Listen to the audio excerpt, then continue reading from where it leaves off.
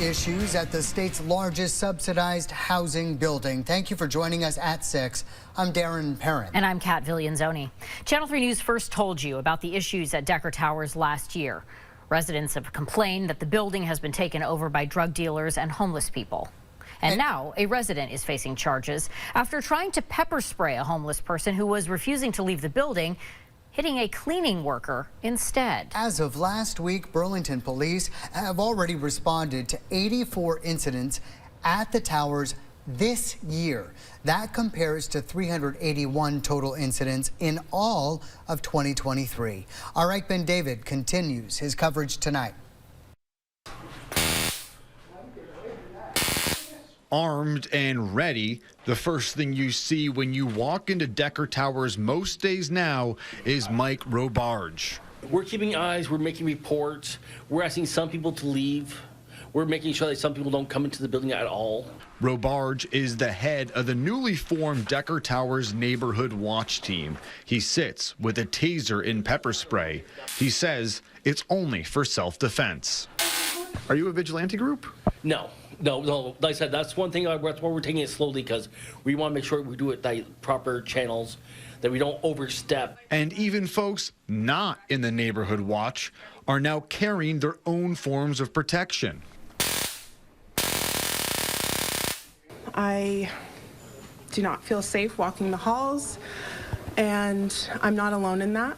Other people I know who live here have been harmed, intimidated, beaten up.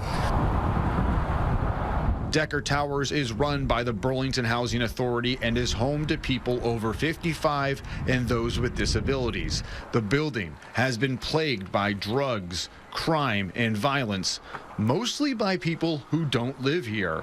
And some residents are taking matters into their own hands. Burlington police say Wednesday night, 32-year-old resident Brandon Luther, upset with transients not leaving the stairwell, used pepper spray to get them to leave.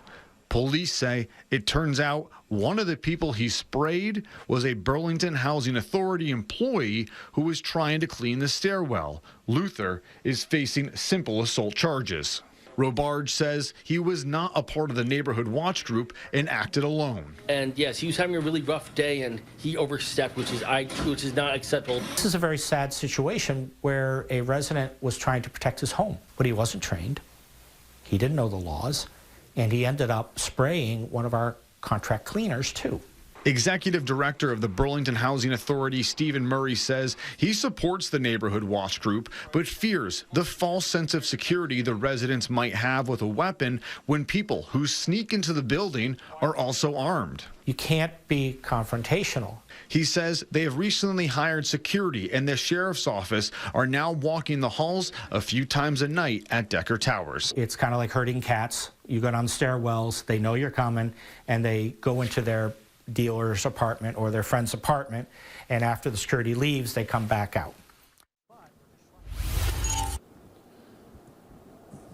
The Burlington Housing Authority adds that they're continuing to evict problem tenants from here at Decker Towers, and they're continuing to also tighten up security where they can. Reporting live in Burlington, Ike Ben David, Channel 3 News. Ike, thank you.